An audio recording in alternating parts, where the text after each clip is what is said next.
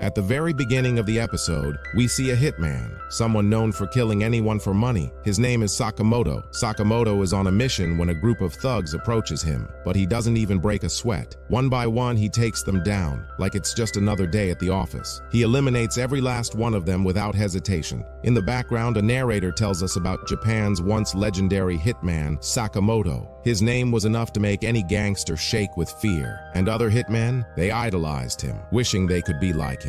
But then, one day, something changed. Sakamoto fell in love with a girl because of her, he decided to leave his life as a hitman behind. Eventually, he married her, and they had a child. After leaving the dangerous life behind and embracing family life, Sakamoto changed. His six-pack abs gave way to a family pack as he put on weight. No longer the deadly assassin, he now runs a small store he inherited from his father-in-law. One day, a young man walks into his shop looking for him. At the same time, Sakamoto watches a young kid who often comes to his store. Today, though, the kid accidentally drops an ink bottle from his bag, splashing it onto a man's white pants. The man gets furious, grabs the kid by the collar, and lifts him up, about to punch him. Just then, Sakamoto steps in and grabs the man's hand. In his mind, Sakamoto pictures himself stabbing the man's throat with a pencil, killing him instantly, but instead, he holds back. After all, he's left that life behind. The young man who had come looking for Sakamoto witnessed the entire scene. However, this young man, named Shin, was no ordinary person. He was also a hitman, known as Psychic Shin, because he could read people's minds. Since Shin could hear Sakamoto's thoughts, he knew that Sakamoto had considered killing the man with a pencil. Sakamoto then briefly thinks about slapping Shin.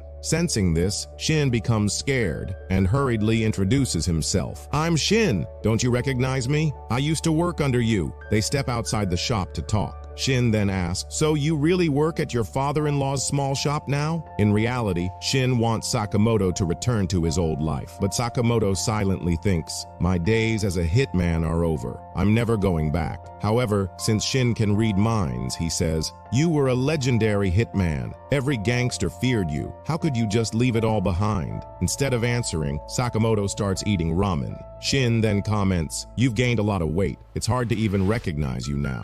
As he says this, he lights a cigarette, but Sakamoto instantly slices it in half with lightning-fast reflexes. Then he silently points to a no smoking sign. Witnessing Sakamoto's speed, Shin realizes something. Sakamoto might have put away his weapons and stopped training, and he may have gotten fat, but his speed hasn't diminished at all. If Sakamoto wanted to, he could kill Shin in the blink of an eye. Just then, a delivery man arrives and asks Sakamoto for help. Seeing this, Shin assumes that Sakamoto might still be taking small hitman jobs while pretending to be an ordinary man, especially since he grabs a machete. Just then, a delivery man arrives and asks Sakamoto for help. Seeing this, Shin assumes that Sakamoto might still be taking small hitman jobs while pretending to be an ordinary man, especially since he grabs a machete. But in reality, the delivery man just needed help cutting down a tree. Sakamoto was known in town for helping people with small tasks, and everyone, from kids to the elderly, loved him. Seeing such a legendary hitman reduced to running errands made Shin furious. He says, "My respect for you has dropped significantly."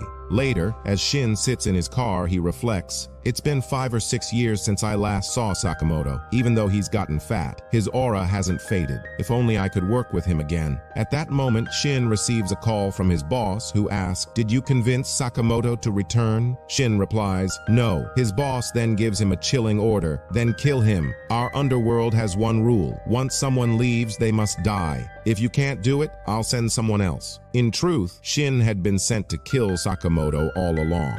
But since he was a huge fan of Sakamoto, he didn't want to do it. However, after thinking it through, Shin realizes he has no choice. If he doesn't do it, another hitman will be sent to finish the job. Since he has to die, I'd rather do it myself. The next morning, Shin returns to Sakamoto's shop. Sakamoto's wife recognizes him and asks, "Oh, aren't you the guy from yesterday?" But Shin doesn't respond. Instead, he loads a silencer onto his gun and steps inside. He tells Sakamoto, "I'm leaving soon, so I thought I'd come to say goodbye." But right after saying this, he pulls out his gun and fires at Sakamoto. However, Sakamoto counters the bullet by throwing a piece of chocolate from his mouth, deflecting its trajectory. fury. Then, he throws an ice cream cone at Shin and suddenly disappears from sight. Shin, despite his ability to read minds, realizes he cannot read Sakamoto's mind at all. He also can't predict Sakamoto's next move. As Shin's focus shifts for a moment, Sakamoto appears behind him and kicks him so hard that he flies across the room. Lying on the floor, Shin thinks, "What was I thinking? What courage made me believe I could fight Sakamoto?" At this moment, a flashback shows the old Sakamoto, slim, fit, and deadly. And with that final thought, Shin loses consciousness. When Shin regains consciousness, he finds himself lying in Sakamoto's house, which is actually the upper floor of his shop. Sakamoto's family invites him to dinner, and Shin is completely confused. Why did Sakamoto bring him home in the first place? And now, why is he inviting him to dinner? He starts suspecting that maybe the food is poisoned. However, seeing that everyone else is eating normally, he decides to eat as well. But instead of poison, something else happens. One bite, and Shin suddenly feels like he's transported back to his childhood. The food tastes so delicious. It reminds him of home-cooked meals, like something his mother used to make. For the first time in a long time, he feels like he's eating a meal at home. As he eats, he realizes that this might have been Sakamoto's exact reaction when he first had this meal at home. And at that moment, Shin finally understands. This is why Sakamoto left behind the life of a hitman. Not because of fear, not because he lost his edge, but because of these small, everyday joys. After dinner, Shin thanks Sakamoto and prepares to leave. Before he steps out, Sakamoto points to a sign in his shop that says, "Thank you, please come again."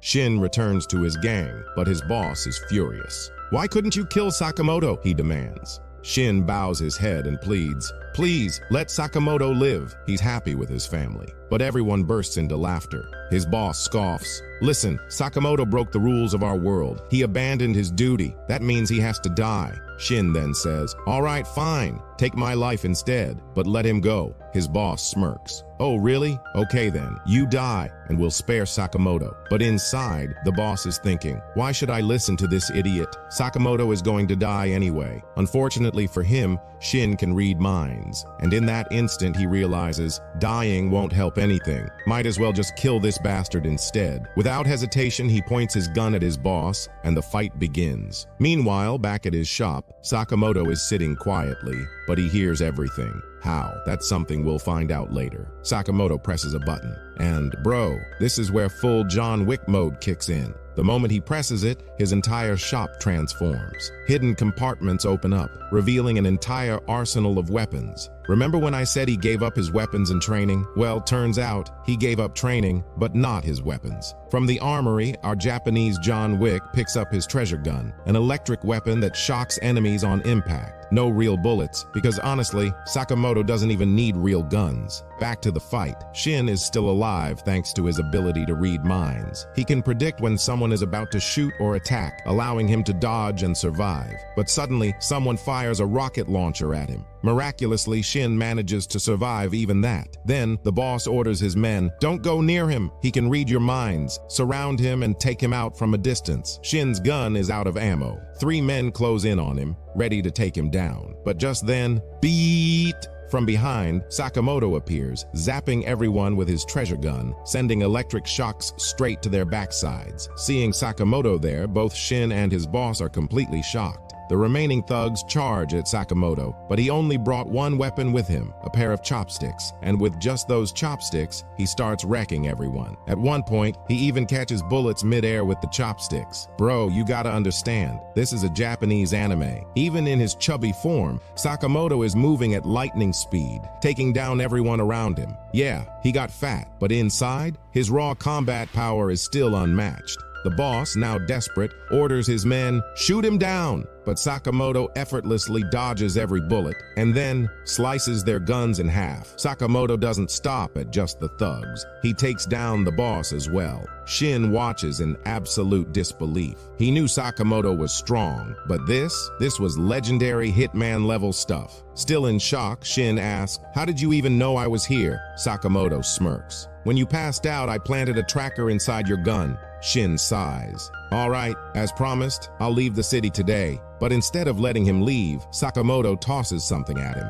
a store uniform. Sakamoto says. I need an extra hand at my shop. I'll pay you 400 yen an hour, plus extra for overtime. Shin blinks. Wait, you're offering me a job? And just like that, Shin accepts. The next day, Shin is now working at Sakamoto's convenience store. But there's a problem. Shin notices that Sakamoto is eating all the ramen cups instead of selling them. Sakamoto, with a mouthful of noodles, just shrugs. That's when Shin realizes he has an advantage. With his mind-reading ability, he can instantly figure out what each customer wants before they even ask. Looking for batteries? Second shelf? You need painkillers? Bottom rack? Third row? That ice cream? Sold out. Sorry, kid. Sakamoto and his family love this. Later, the same little kid from the first episode walks in and tugs at Shin's sleeve. Hey, come outside and play with me. Shin sighs. Can't, I'm still on duty. Then he smirks. Besides, this job is way better than my old one. I'm actually having fun. The kid tilts his head. Huh? What was your old job? Before Shin can answer, he feels Sakamoto's gaze. Sakamoto is staring at him. Inside Sakamoto's mind. If you tell this kid anything, I will end you. Shin immediately panics. I